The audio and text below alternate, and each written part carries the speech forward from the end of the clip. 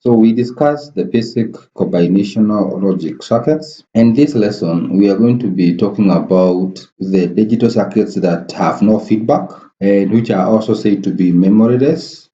On the contrary, we are going to be talking about sequential circuits that will come at a later chapter, which are called sequential circuits, and those ones are said to exhibit memory. The sequential logic circuits, however, are always obtained from the combinational logic circuits.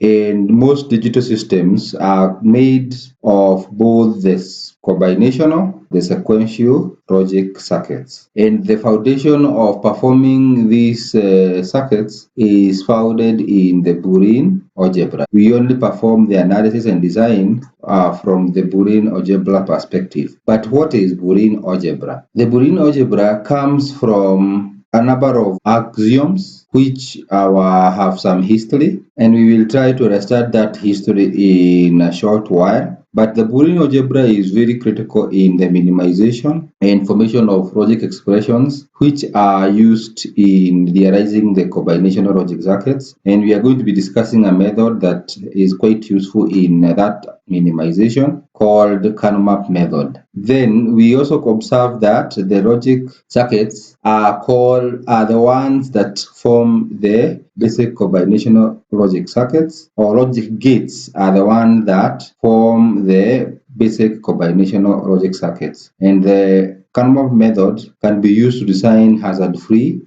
circuits that we are going to be discussing at a later stage. So we ask ourselves, what is Boolean algebra and where did it come from? We observe that a gentleman called George Boole in 1854 published some work called An Investigation of the Rules of Thought, and that was the beginning of the Boolean algebra. This was the first time that logic statements were represented in a mathematical form, and this enabled solutions to some logic problems that were discovered in the Aristotelian philosophy, and this founded the mathematical framework required to solve those mathematical problems. So, but Boolean algebra was not very successful in the early days, or it was not adopted until later in 1938, when this gentleman called Claude Shannon, in his work, used it to perform algebra for relay switching circuits. And since then, the Boolean algebra has been an integral part of digital electronics, particularly in the circuit design. We now start with the Boolean theorems. So basic theorems that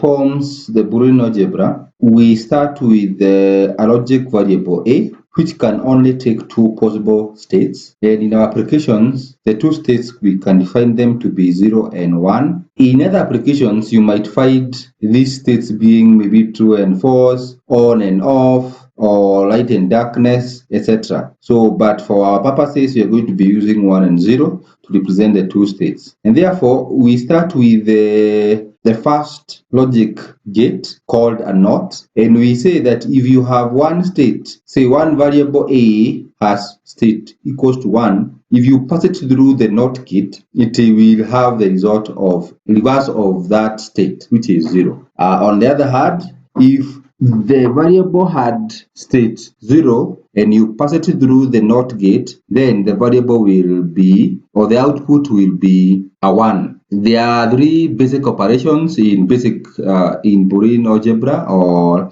the Boolean operations. Those are the OR, the AND, and the NOT. So the NOT is what we have discussed here very briefly. The others are OR and AND. OR means what? Let's say we have two variables, A and B, and therefore if you take them through an OR operation, we represent that operation with a plus sign. On the other hand, you have two variables, A and B, and you are taking them through the AND operation, then that can be represented as A, B without a dot between them or without a plus between them, or A dot B, still these two mean the same thing. So if you ever see me writing A dot B or AB, that is the same operation, which is called an add operation. NOT has the notation of A with an apostrophe or A with a bar. So that means that the operation that our variable A a second rule is that of inversion. It's also called an inverter. Therefore, if we have y, our output, being represented by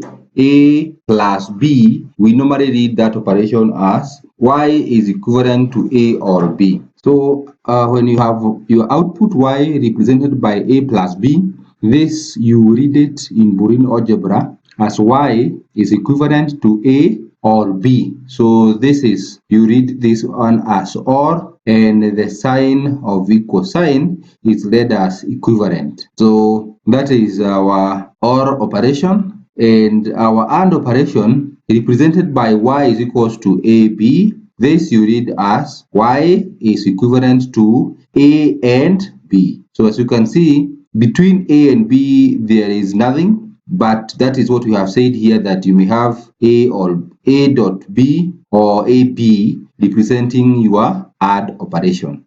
Therefore, y equivalent to a or b implies that y is true if either a or b is true. So in the event that we have a is equals to 1, remember when we say true means that equals to 1 or on, these are the states representation that we can use. So when we say a is true, that means a is 1. Therefore, for instance, when a is 1 and b is 0, and you take this through an OR operation, then you say your 1 will also be true. On the other hand, if you take these two through an add operation, then your 1, you will see the truth table of the add logic gate. But for now, let it suffice to say that y will be 0 if one of them is 0. So the concept of Boolean algebra is easily completed using switches, and we will see them in our next slide. So we say let the true state variable translate to on and the false represent off for a switch. So if we take our true to be on and false to be off, then we say that the statement of y is on if either switch A or B is on, and we will see that in this diagram. So for our OR operation represented by y is equivalent to A or B, then we say that this is our OR operation, and which can be represented by this. So in the event that y is equivalent to A or B, we are saying that if switch A is on, then doesn't matter whether B or is on or off. For that reason, it is equivalent to our y. In the event that both of them are on, that means that there is nowhere our current can pass through, and therefore the y will be off. So this is equivalent to a parallel